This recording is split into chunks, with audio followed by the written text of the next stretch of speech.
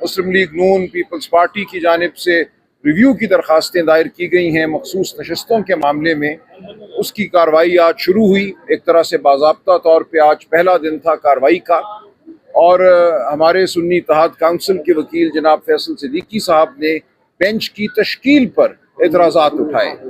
उनकी जो एतराज़ात वाली दरख्वास्त थी उस पर आज कार्रवाई हुई है तकरीबन 1.5 घंटा, और मैं वाज़ेह कर दूं कि वो एतराज़ात हैं क्या, और ये अहम बात है। देखिए, हमारी अदालतें किसी कायदे और कानून के तहत चलती हैं।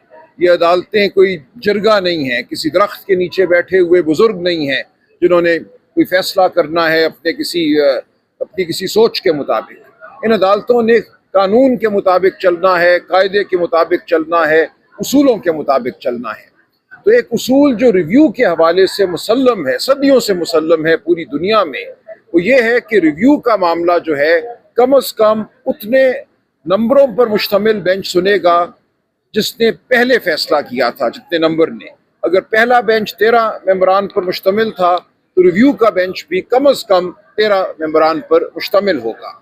अब हुआ यूं कि जब इस मामले की पहली सुनवाई हुई, उस दिन जस्टिस आयशा मलिक और जस्टिस अकील अब्बासी साहब ने यह फैसला दिया कि ये ऐसा मामला है जिसमें सिरे से रिव्यू बनता ही नहीं है।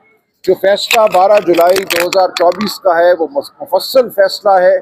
उस फैसले के बाद कोई गुंजाइश नहीं है कि रिव्यू किया जाए, लिहाजा उन्होंने नोटिस भी जारी करने से इनकार कर दिया। उसके बाद ये